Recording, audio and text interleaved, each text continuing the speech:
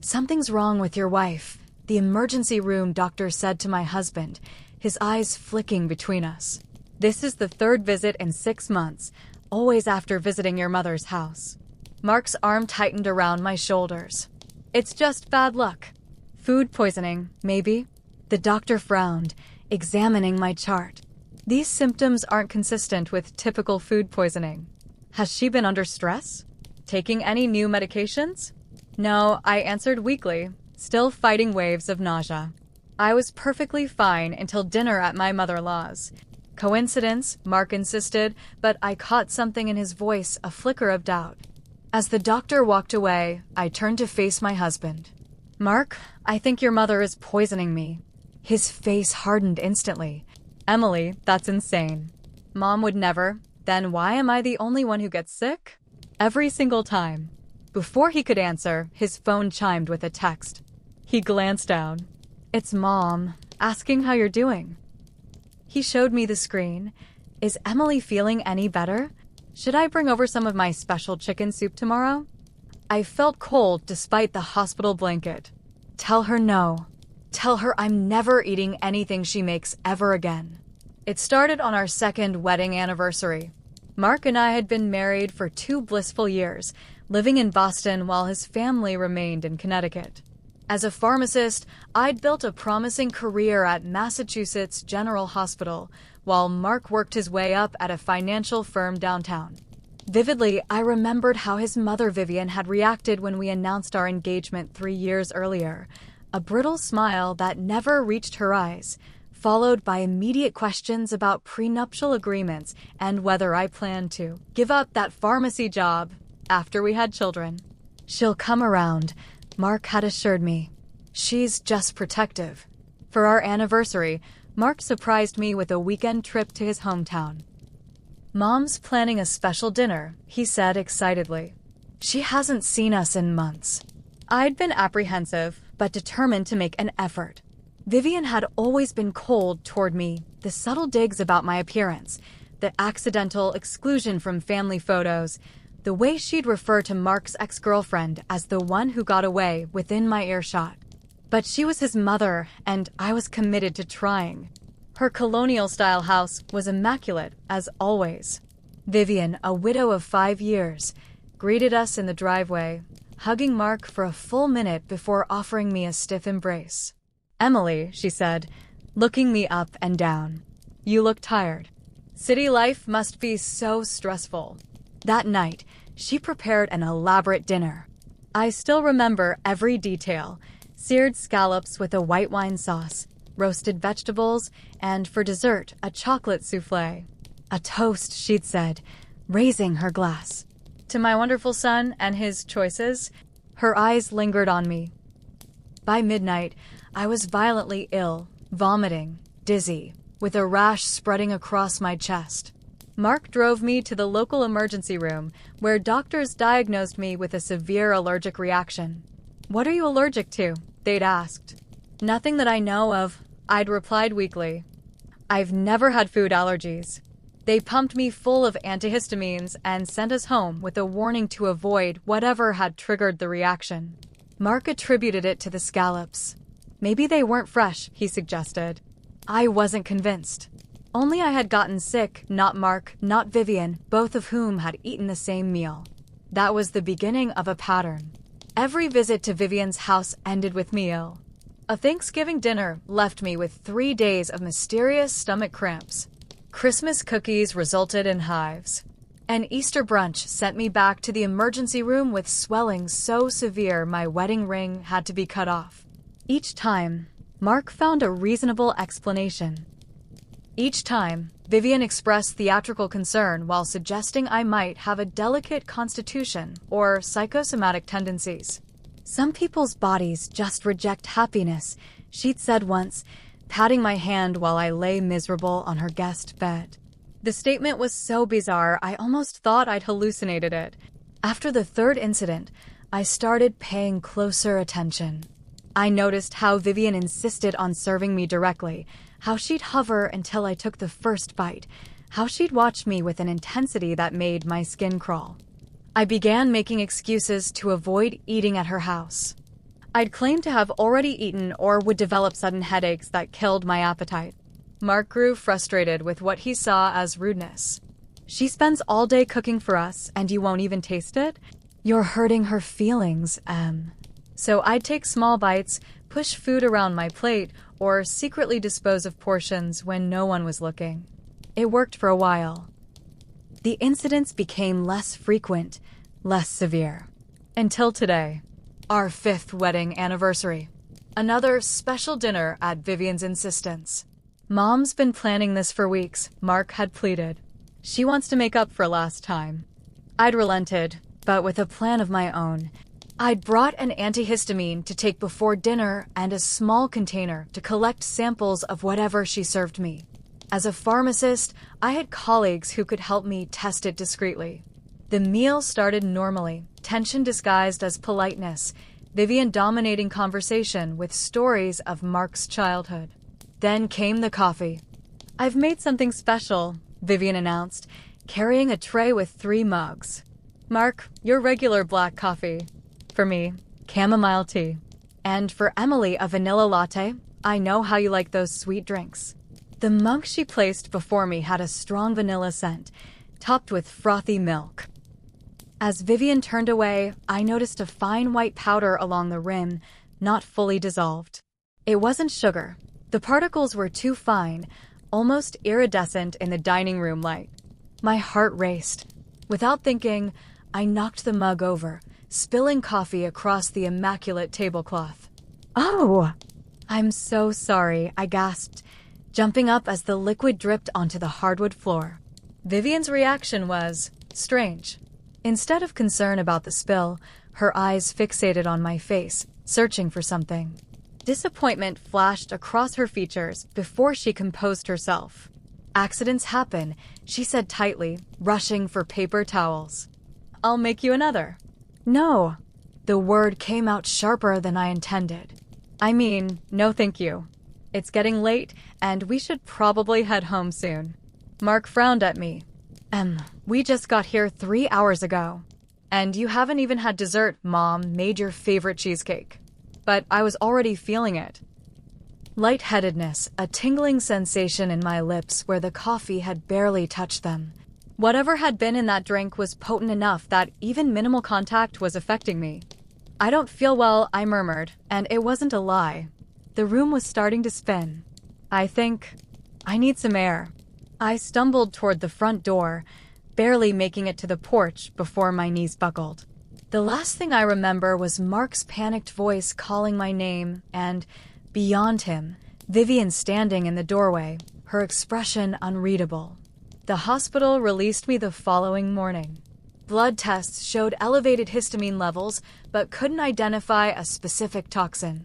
The doctor recommended I follow up with an allergist and, in a lowered voice, suggested I might want to speak with a psychiatrist about possible anxiety disorders. Mark drove us home in silence. When we passed the exit that would have taken us to his mother's house, I felt myself physically relax. You believe me, don't you? I finally asked. He kept his eyes on the road. I believe you think my mother is doing something to make you sick. That's not what I asked. He sighed. Emily, you're talking about my mother deliberately poisoning you. Do you know how that sounds? She's a 65-year-old former kindergarten teacher who volunteers at an animal shelter. She's not some deranged criminal. Appearances can be deceiving. You didn't see that powder in my coffee. You said yourself you only caught a glimpse. It could have been vanilla extract residue, or cinnamon, or anything. Then why am I sitting here with 4 bruises and a hospital bracelet? I held up my wrist, the plastic band stark against my skin. This isn't in my head, Mark. He pulled onto our street, his knuckles white on the steering wheel. I'm not saying you're making it up. I'm saying there could be other explanations. Food sensitivities that only appear when you're stressed. Or maybe... He hesitated. Maybe what? Maybe you're developing an anxiety response to visiting mom. Like a psychosomatic reaction. Your body creating symptoms because you're expecting to get sick. I stared at him in disbelief. You think I'm making myself sick because I don't like your mother. It happens. Dr. Brenner mentioned it could be stress-related. And I know things between you and Mom have been tense. Tense? Mark, she hates me. She's made that clear from day one. She doesn't hate you. She's just traditional.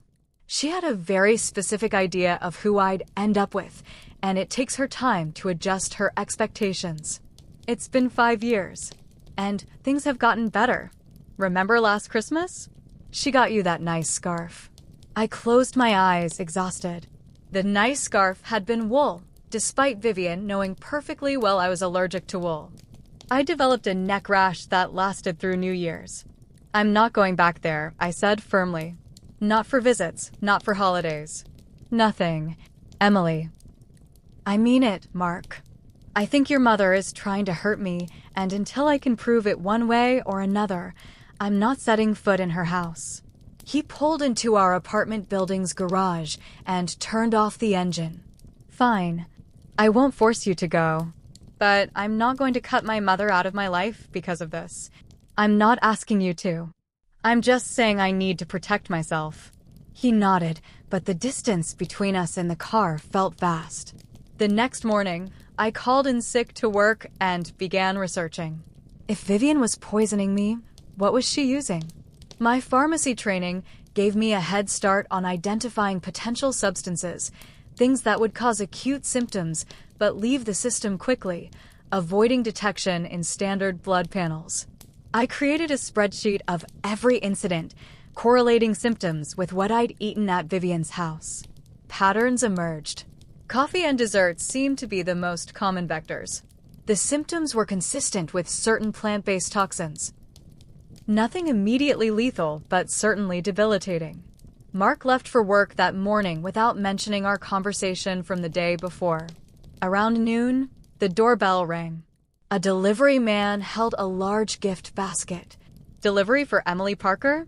The basket contained gourmet foods, a bottle of wine, and a handwritten note. Emily, dear, I'm so sorry about your illness yesterday. I've been thinking about it all night, and I wonder if there might be something in my house that's triggering allergies, perhaps mold in those old walls. Please accept these goodies. All store-bought, I promise. As an apology. Love, Vivian the love, Vivian made me shudder. I placed the basket on our kitchen counter, unwilling to throw it away before Mark saw it. Evidence of his mother's thoughtfulness. An hour later, my phone rang, an unknown number. Hello, is this Emily Parker? A man's deep voice. Yes, who's calling? This is Harold Jenkins, Vivian's next-door neighbor. He paused. We've met a few times when you visited. I vaguely recalled a tall, stooped man who often worked in his garden. Yes, Mr. Jenkins. How can I help you? I'm not sure if I should be calling, but I saw what happened yesterday. Been watching Vivian for a while now. Something's not right with that woman. My heart raced. What do you mean? She has this garden shed. Keeps it locked tight. About a month ago, while she was at church, I noticed the lock was broken. I was going to tell her, maybe fix it, being neighborly. So I opened it up and he cleared his throat. Books. Dozens of them. All about plants, herbs, poisons. One was open to a page about something called Angel's Trumpet. Beautiful flower, apparently deadly. A chill ran through me. Angel's Trumpet, Brugmansia. A plant containing scopolamine and atropine, anticholinergic compounds that could cause a range of symptoms: dizziness, confusion, dry mouth, blurred vision, tachycardia. Exactly what I'd experienced multiple times. Mr. Jenkins, why are you telling me this? Yesterday, I was trimming my hedges. Saw through the dining room window. She put something in your drink, young lady. Quick, like a magician's trick. White powder from a little envelope in her sleeve. I've been debating all night whether to call the police, but I have no proof. Just an old man's word. My hand trembled as I gripped the phone. I knew it, I whispered. I knew I wasn't crazy. You're not crazy, but you're in danger, I think. Vivian, she talks about you when we have our neighborhood association meetings. Nothing direct, just comments. How fragile you seem, how she worries about her son being tied to someone with health issues. Last month, she mentioned how tragic it would be if you became seriously ill. Have you told Mark any of this? Tried once, casually. He shut me down fast. That boy's blind when it comes to his mother. He paused. You need evidence. Something concrete. After hanging up, I sat motionless on our sofa, mind racing. For months, I doubted myself, wondering if I really was developing psychosomatic symptoms. Now I had confirmation, but also a harder problem. How to prove it? Mark would never believe his neighbor over his mother. And without proof, this remained a he said, she said situation. I needed a plan. Over the next week, I built my case methodically. First, I purchased a small camera disguised as a brooch, something I could wear inconspicuously during our next inevitable visit to Vivian's. It had enough battery life to record an entire evening. Next, I reached out to my college roommate Jessica, now a toxicologist at a private lab in New Hampshire. I explained my situation, leaving out names and specifics. If I bring you samples, can you test them off the record? I need to know what's in them, if anything. This sounds serious, Em. If someone's being poisoned, shouldn't you go to the police? I need proof first. Otherwise, it's just a domestic dispute. She reluctantly agreed to help. The final piece came from an unexpected source. Mark's firm announced a mandatory weekend conference in Chicago. He'd be gone from Friday afternoon until Sunday evening. You should come with me, he suggested. Get away from everything for a couple days. I can't get coverage at the pharmacy on such short notice, I lied. But you go. It'll be good for your career. As soon as he left that Friday, I called Vivian. Mark told me he's at a conference, I said, forcing warmth into my voice. I was thinking, maybe this is a chance for us to spend some time together? Just us? I feel like we got off on the wrong foot last week. Her pause was so long I thought she might refuse. What a lovely idea, Emily. Would you like to come for lunch tomorrow? Say noon. That would be perfect. And Vivian? Please don't tell Mark. I want it to be a surprise, show him we're making an effort. Our little secret, she agreed, a note in her voice I couldn't quite place. I'll make my special cucumber sandwiches. After hanging up, I texted Harold, visiting Vivian tomorrow at noon. If you don't hear from me by 2 p.m., please call the police. His response was immediate. Be careful. That woman isn't what she seems. I spent that night preparing. I attached the camera brooch to my sweater, tested it repeatedly, and charged 3 portable batteries. I prepared small vials for collecting samples. I installed a location tracking app on my phone and shared my location with Jessica and Harold. By morning, I felt like I was preparing for war. In a way, I was. Vivian's house looked exactly as it always did, pristine, with perfectly trimmed hedges and bright flowers lining the walkway. Ironic that such a picture-perfect exterior could conceal something so toxic. She greeted me with a hug that felt more like a cage. Emily, dear. How wonderful to see you. Come in, come in. I've made a lovely lunch. The dining room table was set for 2, with delicate china plates and crystal glasses. A picture of what looked like iced tea sat between place settings. It's so rare we get time alone together, Vivian said, gesturing for me to sit. Usually Mark monopolizes all the attention. He does love being the center of things, I agreed, adjusting my brooch slightly to ensure it captured the table. She poured tea into both our glasses. Lemon mint tea. My own recipe. So refreshing on a warm day. I nodded but didn't touch my glass. I've made those cucumber sandwiches you mentioned liking last Christmas. I'd never said any such thing, but I smiled. They looked delicious. She brought over a plate of delicate sandwiches, placing it between us. Please help yourself. I hesitated, my script prepared. Actually, Vivian, before we eat, there's something I wanted to ask you about. Her smile remained fixed. Oh! Mark and I have been discussing starting a family soon. I wanted to ask if there are any hereditary conditions in your family I should know about. As a pharmacist, I'm particularly concerned about medication sensitivities. It was a plausible reason to discuss her knowledge of substances while playing into her desire for grandchildren. Her eyes lit up at the mention of family. How wonderful. No, nothing significant that I can think of.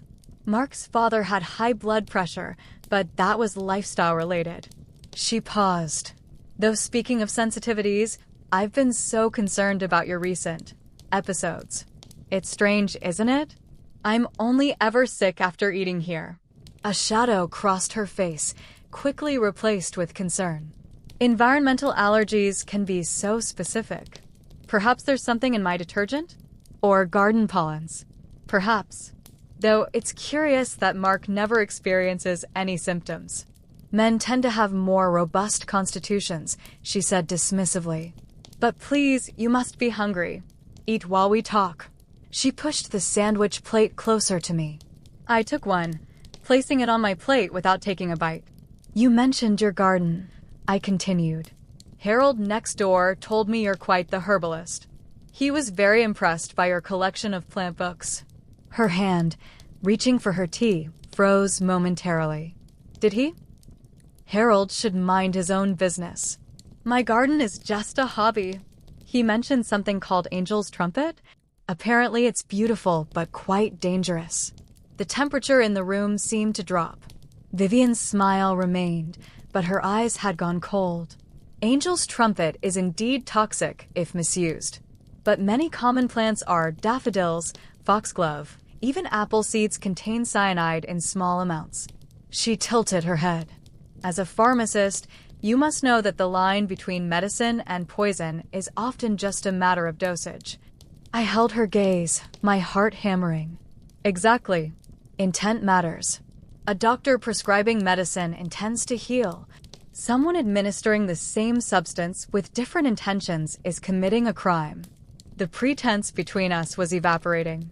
She took a slow sip of her tea, watching me over the rim of her glass. You haven't touched your sandwich, Emily. Or your tea. Is something wrong? I'm not hungry anymore. Such a shame. I made them specially for you. Her smile turned predatory. You know, in my generation, a wife respected her mother-in-law. Understood her place in the family hierarchy. I respect those who earn it. My son deserves better than you. A woman who can give him healthy children, who understands family loyalty. Her voice remained conversational, as if discussing the weather. Instead, he's saddled with a sickly wife who turns him against his own mother. I've never tried to come between you and Mark. You don't have to try. Your very existence does it. Your career. Your independence. Your constant health problems taking his attention from where it belongs. She set her glass down with a sharp click.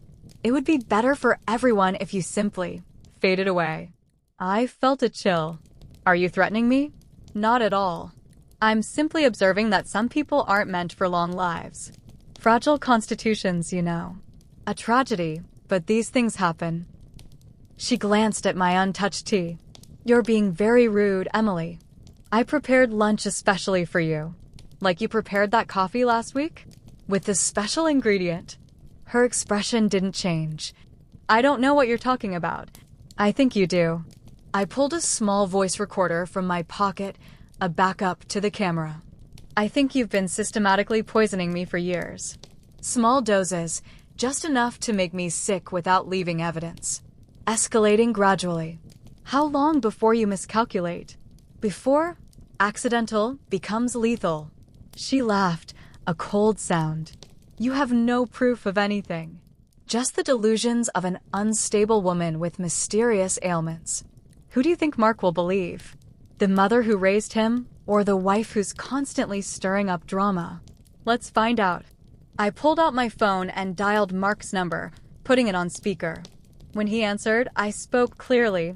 Mark, I'm having lunch with your mother. There's something you need to hear. Emily? What's going on? I'm in a meeting. Your wife is having some kind of episode. Vivian interrupted, her voice suddenly trembling. She came over uninvited, making wild accusations. I think she needs help, Mark. I'm worried about her mental state. The performance was chilling in its instant transformation from threatening to victim in seconds. Emily, what are you doing at my mom's house? Mark sounded confused, then alarmed. Wait, are you recording this? What's happening? I can prove what she's been doing to me, I said firmly. I have evidence. She's been acting erratically since she arrived, Vivian continued, tears now audible in her voice.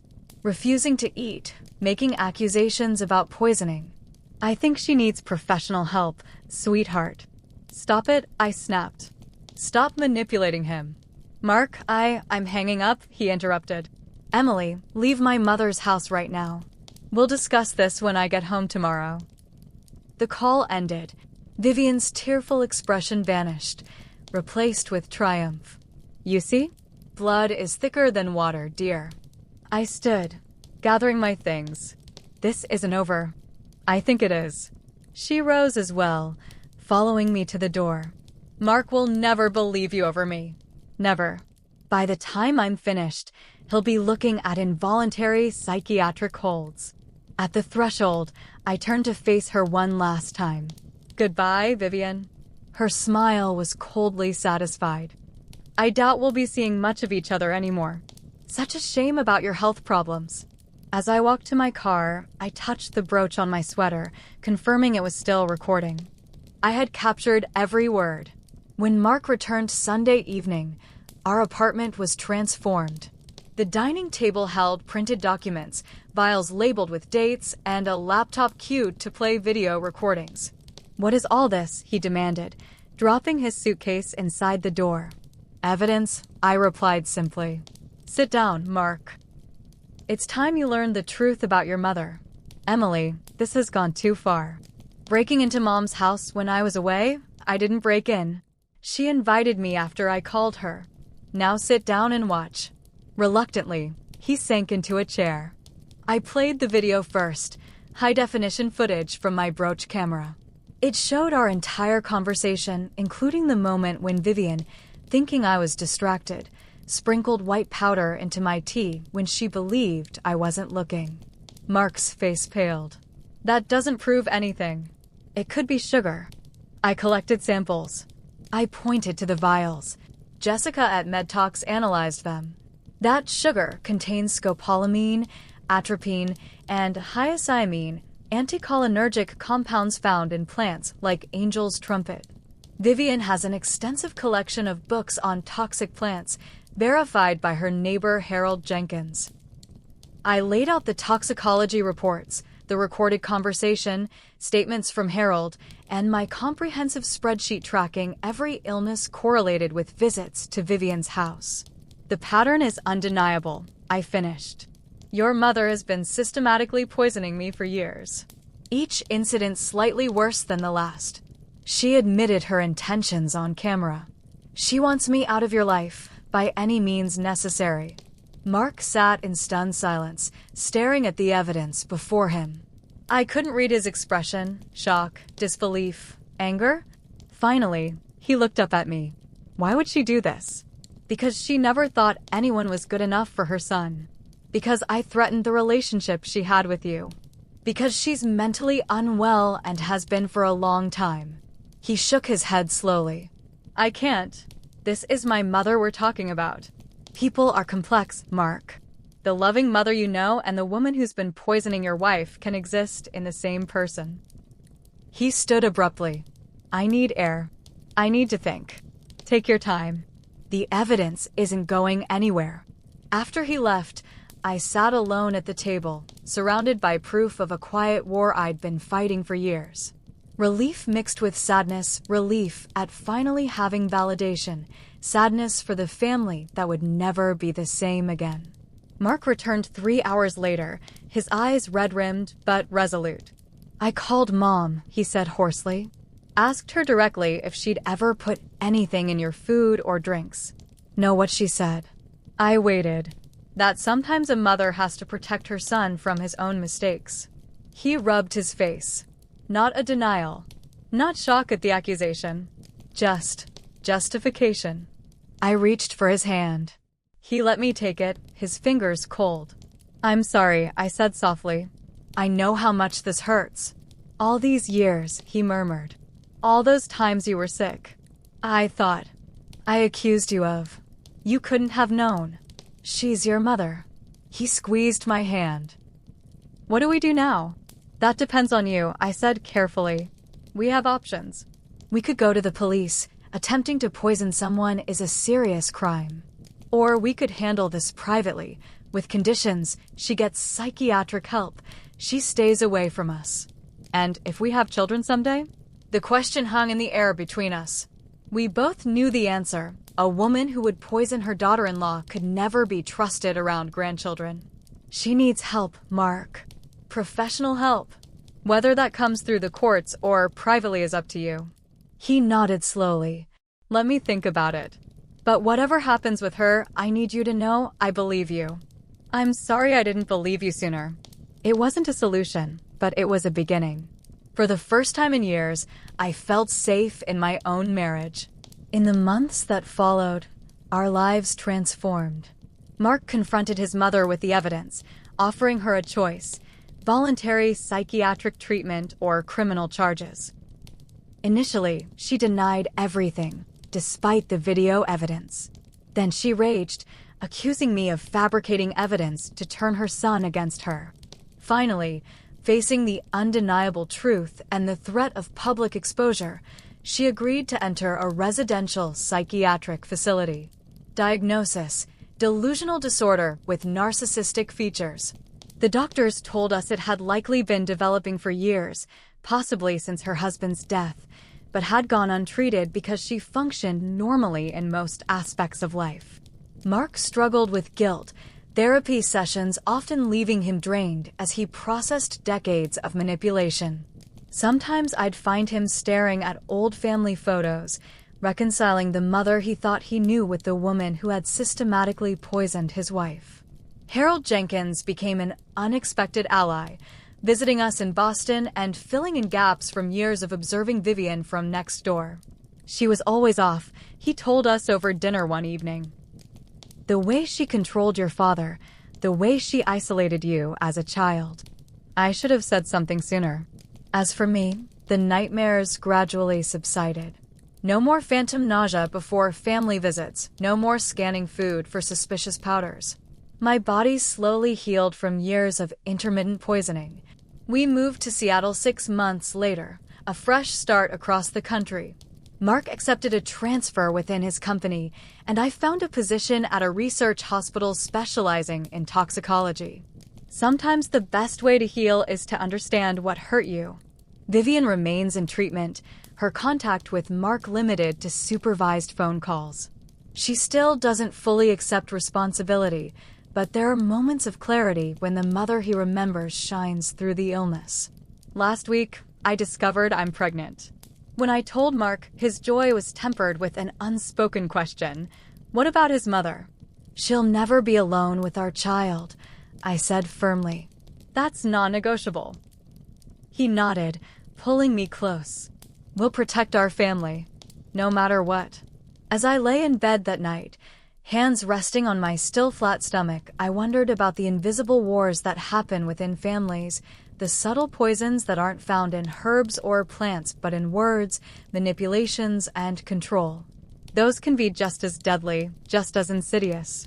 But I also thought about antidotes, truth, boundaries, the courage to trust your own perceptions even when everyone tells you you're wrong.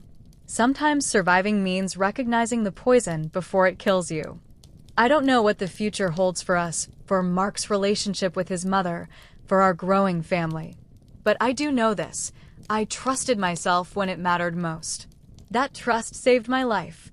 And now it will protect my child's. Let me know your thoughts in the comments below.